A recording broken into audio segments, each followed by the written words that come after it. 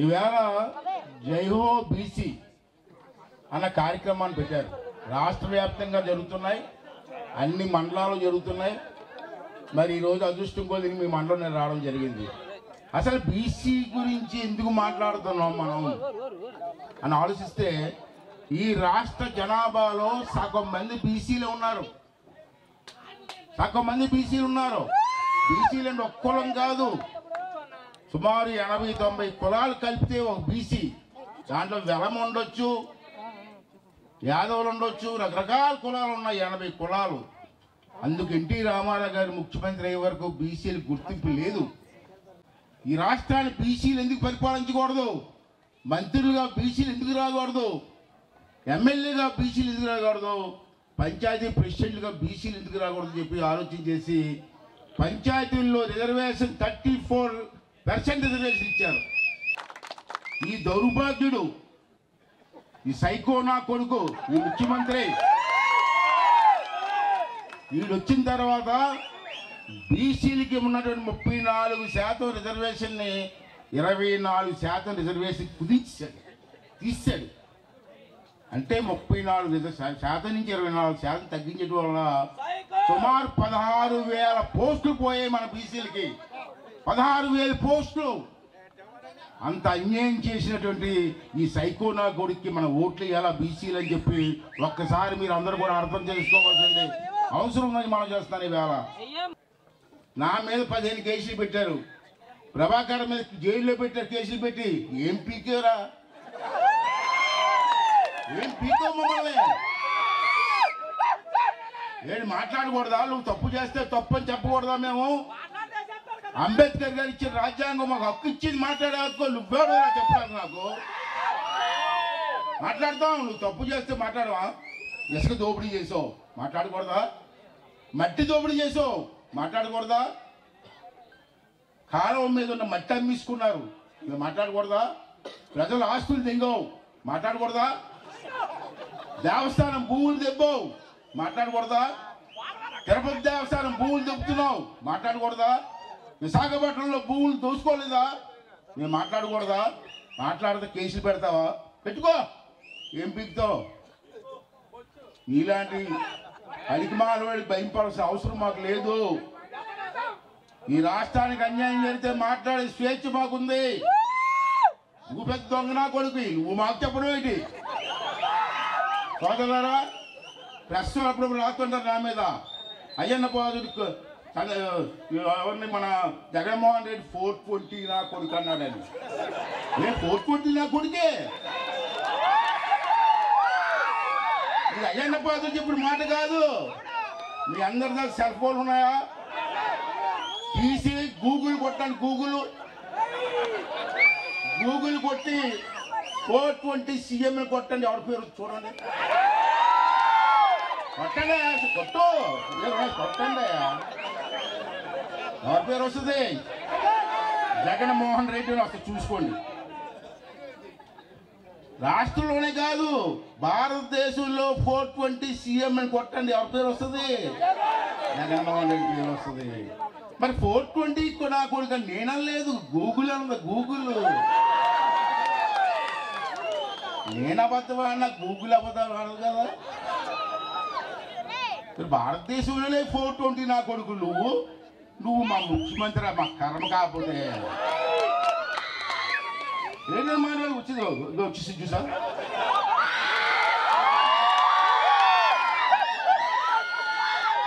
YS Jaganmohan Reddy 420 Google అమ్మా, Google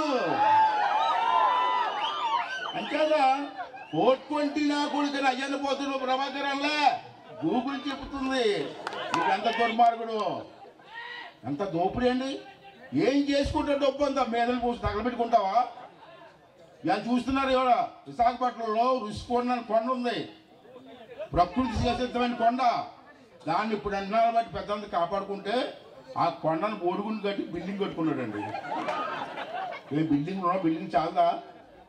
బెంగళూరులో palace, హైదరాబాద్లో ప్యాలెస్, చెన్నైలో ప్యాలెస్, హైదరాబాద్లో ప్యాలెస్ చెప్పాను, ఉండవెల్లిలో ప్యాలెస్, కలకటాలో ప్యాలెస్, తాడేపల్లిలో ప్యాలెస్ అది చాలదట 430 కోట్లు పెట్టి ఒక బిల్డింగ్ కట్టుకున్నాడు.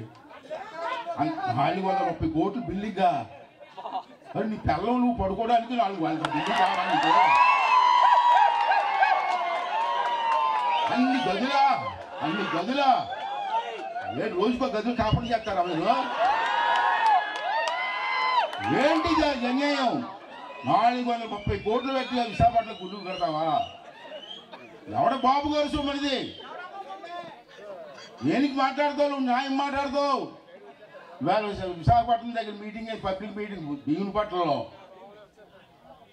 కౌరవులట తెలుగుదేశం వాళ్ళట, వీళ్ళు పాండవులు వేసినట అర్జునుడితో పోలికేట్రా నీకు దిక్కుమల్లా కొడకవారా? అర్జున్తో పోలికేంటి నీకు? అర్జున్తో నీకు పోలిక? మాట్లాడితే అబద్ధం. చేసిందంతా దోపిడి. కౌరవులకి పాండవులకి యుద్ధం అట. ఏమండో వీడు తిక్కనా కొడుకే కానీ ఇంగ్లీష్ హిందీ తెలుగు కూడా రాదు వీడికి.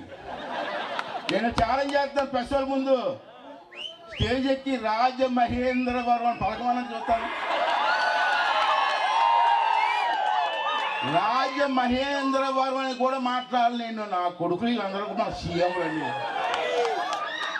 నత్తినా కొడుకు సీఎం అండి. దోపిడీ చేసి నా కొడుకు సీఎం అండి. అటువంటి వాడికండి మనం ఓటేయడం. ఇప్పుడు అదే అన్నాను, ఇంగ్లీష్ రాదు, హిందీ రాదు, తెలుగు రాదు, నా నత్తినా కొడుకు అన్నాను. అందుకే మరి ఏమన్నా రిపబ్లిక్ డే అంటే ఎందుకు ఏంటో చెప్పండి. నిన్న రిపబ్లిక్గా ఉండవా? రిపబ్లిక్ ఏంటి నాకు అర్థం అవ్వదు. ఇటువంటి వాడిని ముఖ్యమంత్రి చేసుకున్నాం. అమ్మ కర్మ కాలిపోయి ఏంటమ్మా ఇది? అమ్మ ఇంకో విషయం చెప్తున్నా, బాగా ఆలోచన చేయండి. ఎంత ద్రోహం చేస్తాడంటే ఇందాక మీటింగ్లో చెప్తాడు 99% పనులు చేసాడట మాట ఇచ్చిన ప్రకారంగా. ఏంట్రా చేసావు నువ్వు? పోలవరం కట్టావా? స్పెషల్ స్టాటస్ తెచ్చావా? రోడ్డు మీద బొక్కలు కప్పావా?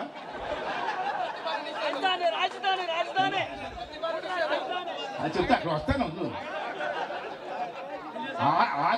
ఆక్వా రైతులకి కరెంట్ ఛార్జీలు తగ్గిస్తాను కదా, పెంచావా తగ్గించావా? ఆక్వా రైతులకి చేపలకు మేత రేట్లు తగ్గిస్తాను, తగ్గించావు కదా. మరి ఇట్లా 99% తీసేసావు నువ్వు. రెండోది అమ్మ, ఇక్కడ మీరు ఆలోచించాలి పెద్దలందరూ కూడా. చంద్రబాబు నాయుడు గారి టైంలో మనం పెన్షన్ ఇచ్చాం, గుర్తుందా? అది చంద్రబాబు నాయుడు గారి ముందు ఇచ్చింది. నందమూరి తారక రామారావు గారి టైంలో 30 రూపాయలు ఇచ్చాం. మీ కుర్రాళ్ళకి మీ పిల్లలకి పెద్దవాళ్ళు తెలుసు. నందమూరి తారక రామారావు గారు ఉన్నప్పుడు ఆ రోజుల్లో నేను కూడా ఎమ్మెల్యేగా ఉన్నాను. 30 రూపాయలు నెలకు పెన్షన్ ఇచ్చాం. ఇప్పుడు ఆలోచించారు, 2 నిమిషాలు అవుపుగా వినండి. వీడు ఎంత మోసం చేసిన తర్వాత చంద్రబాబు వచ్చి మరి పెంచాడు. రాజశేఖర రెడ్డి గారు కూడా పెంచారు. మళ్ళీ చంద్రబాబు వచ్చి 2000 చేశాడు. తర్వాత మొన్న ఎలక్షన్లో మేము 3000 ఇస్తాను, ఈ దిక్కుమాలోడు కూడా 3000 అన్నాడు. కానీ జనం ఈ దిక్కుమాలోడు మాటలు నమ్మారు, ఓట్లు వేశారు. అమ్మాయికి చాలా పెద్ద మోసం చేశాడు మిమ్మల్ని. ఏంటో మోసం అంటే గెలిచిన దగ్గర నుంచి 3000 ఇచ్చాడమ్మా మీకు. ఇక్కడే పెద్ద బొక్క పెట్టాడు మనకి. ఆడవాళ్ళని ముసలి వాళ్ళని మోసం జగన్ రెడ్డి, నువ్వు మట్టి కొట్టుకుపోతారా? కాదు లెక్కేసుకుని వెళ్ళి అయ్యన్న బాబు చేసిన తప్ప చెప్పిన కరెక్ట్గా ఇంటికెళ్ళి లెక్కేసుకోండి. ఇదండి మోసం. గెలిచిన వెంటనే సారా కొట్లు బంద్ అన్నాడు లేదా అమ్మ తల్లి? మీ ఆడవాళ్ళ తల్లి నా అక్క చెల్లెమ్మల కోరిక మీద సారా కొట్లు బంద్ అన్నాడు.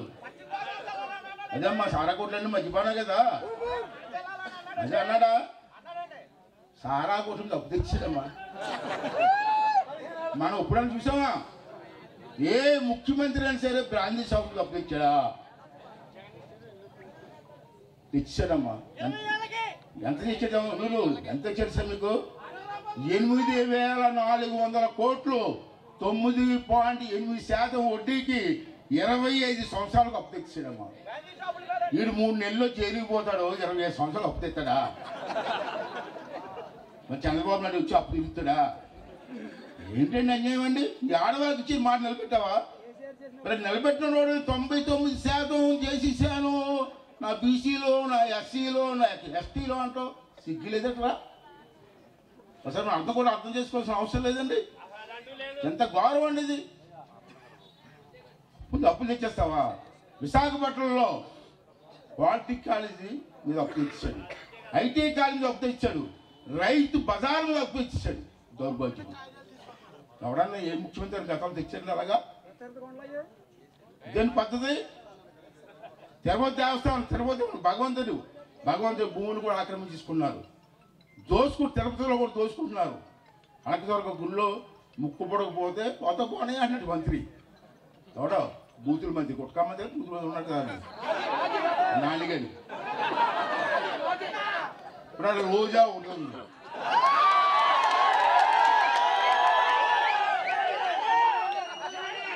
ఆవిడ పెద్ద రోజా పేరు పెడితే అంత సరస్సు, అది పెద్ద జిగేలు రాని, రింగులు రాని. ఒకసారి ఉందమ్మా ఏదో మీటింగ్లో ప్రెస్లోనే ఎక్కడ చూశాను నేను. చంద్రబాబు నాయుడికి, అయ్యన్న పోతుడికి, లోకేష్ బాబు కలిసి ముగ్గురు మగవాళ్ళు కాదండి. మరి అయ్యన్న పోతే మగవాళ్ళు కాదని నీకు ఎలా తెలిసిందమ్మా? తెలిసిందే, ఒకసారి చూస్తే తెలిసింది.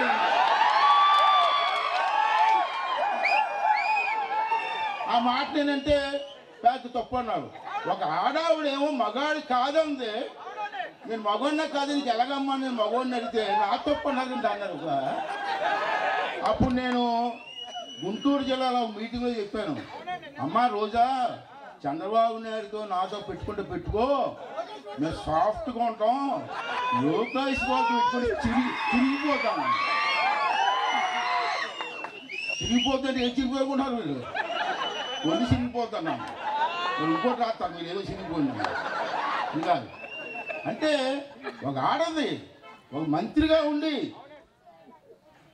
అటువంటి పక్క బూతులు మాట్లాడుతుంటే మగాడు కాదు అంటదా? తప్ప కదా మాట. ఎవడ పిల్లలన్నా రొంకెడేస్తుందా? చంద్రబాబు నాయుడు కుటుంబానికి బూతు మాట ఆడుతుందా? ఎన్టీ రామారావు కూతురు బూతు మాట అంటుందా? అసలు నీ సంస్కారం ఏంటి? నువ్వు క్లబ్లో డ్యాన్స్ చేయలేదు, మొన్న కూడా బెంగళూరులో డ్యాన్స్ చేయలేదు. అటువంటి నువ్వు ఎన్టీ రామారావు కూతురు గురించి మాట్లాడేటువంటి హక్కు నీకు ఉందా అని అడుగుతున్నాను. తప్ప అండి నేను నచ్చింది మాట తప్ప? ఇలా మాట ఒక్కొక్కటి ఇష్టం వచ్చిన మాట్లాడుతాడండి. వాడే ఉంటాడు అంబటి రాంబాబు ఆంబోతులాగా. ప్రెస్ వాళ్ళు అడిగారు, రాంబాబు గారు ఏదో ఇద్దరు ఉన్నారంటే వాళ్ళిద్దరికి లేని బాధ నీకెందుకు అన్నారు. మంత్రి అలా మాట్లాడతాడా? మరి ఏదో పోలవరం కడతా అన్నావు, పోలవరం ఎక్కడుందంటే పోలవరం ఆ విషయం నాకు తెలియదే అన్నా. మంత్రులా నీలేదు మనం పరిపాలించేది. ఒకసారి అర్థం చేసుకున్నాం, సరదాగా మాట్లాడలేదు, నేను బాధతో మాట్లాడుతున్నాను. ఇవాళ ఎలాంటి అన్నపూర్ణలు ఆంధ్ర రాష్ట్రానికి సర్వనాశనం చేశారమ్మా. ఇవాళ రైతులు పండించి ధాన్యానికి గిట్టుబాటు ధర ఇస్తాను ఇచ్చేవా నువ్వు? మొన్న తుఫాను వచ్చి పొలాలని నాశనం అయిపోతే ఏ ప్రభుత్వం అయినా సరే దానికి ఇన్సూరెన్స్ కడతారు. గవర్నమెంట్ ఆఫ్ ఇండియా అడిగాం మేము, మాకు ఇన్సూరెన్స్ ఇవ్వమంటే మీ ముఖ్యమంత్రి ఇన్సూరెన్స్ డబ్బులు కట్టలేదు అన్నాడు. ఏమైనా కట్టలేదు జగన్మోహన్ రెడ్డి అంటే మర్చిపోయినా అన్నాడు. ఇన్ని వేల కోట్లు పండించిన రైతులు ఇన్సూరెన్స్ కట్టి మర్చిపోయాడు దుర్మార్గం. నాకు ఏంటి ఇవాళ అంటే సోదరులారా, చాలా టైం అవుతుంది, మళ్ళీ వస్తాను, నేను వదిలిపెట్టను.